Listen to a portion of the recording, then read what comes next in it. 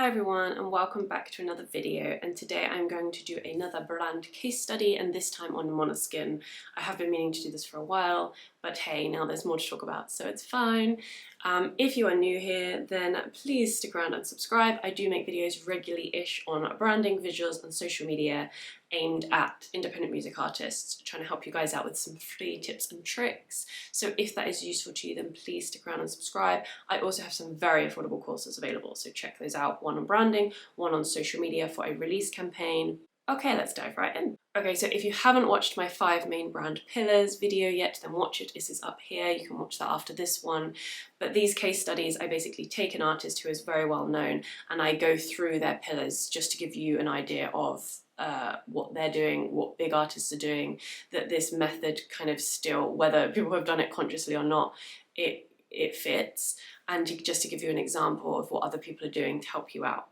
So 5 main brand pillars: story, visuals, communication, values, and then obviously your music, your distinct sound. So I'm just going to run through those in terms of Måneskin today. Okay, so their story is a strong one, and I would say it's one of the, I would say story and visuals are their most dominant points.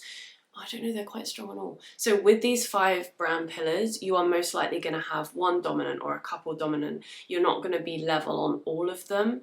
Yeah, so for example, Melanie Martinez is a super visual heavy artist. Lewis Capaldi, communication is heavy. You're most likely going to fluctuate on each pillar: story, communication, visuals, values, and your sound. Obviously your sound is always the most important, so it's the 4 that will vary. Okay, so their story. So we know that they started off busking in Rome at some of the really famous places in Rome. If you've been there, then obviously that's a connection. When I've been there and I then heard, oh, they busked on this street, and I was like, oh, I've been there, that's really cool. It just helps connect when you have that understanding or you know that fact about someone. They then did Italy's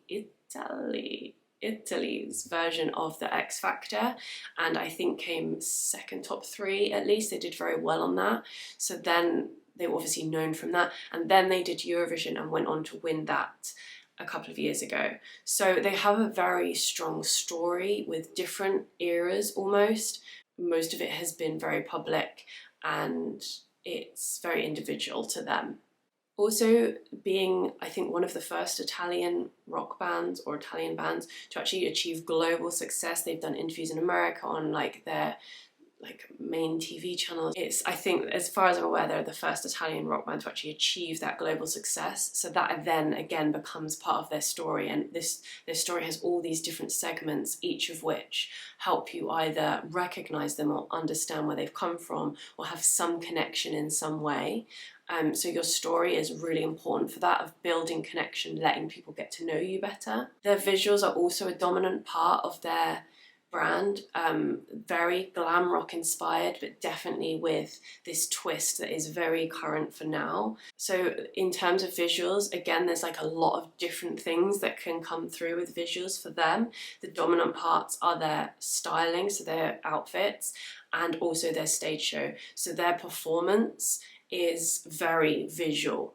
It's a part of their personality coming through. So their stage show and their outfits are a part of their visuals, and that is a dominant part of their brand as well. So values, they definitely push gender boundaries. They're very open about their sexuality, and this comes through in their outfits and their styling.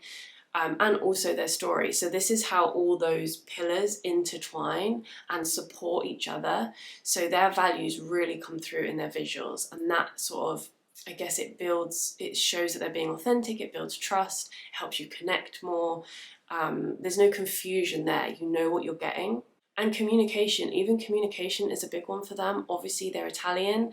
The band name is a Danish word because the bassist is half Danish, half Italian. So that again, it becomes part of their story, but it also becomes part of their communication. Her accent, I would say, has a Danish twist to it as well. They do their interviews in English a lot of the time, obviously for a global audience, but Italian, the fact that they're Italian is a big part of their identity. It's this Italian band that are now on this global stage. That's part of their story. So with them, they're just a really good example of how intertwined all these pillars are. On socials, as far as I'm aware, they do use Italian as well. Some Italian, some English. So it's like, because you could be a band and wherever you're from, you might think, okay, actually where I'm from doesn't feel like a big part of my identity. I want to talk in English to reach a global audience, and that's fine if that feels right for you. This is an example of when them being Italian and even the basis like half Danish is a big part of their identity, and how that has come through within their communication and their story. So again, it's just figuring out it's doing the inner work. It's what is your identity? What do you feel excited about in yourself and with sharing and bringing that out?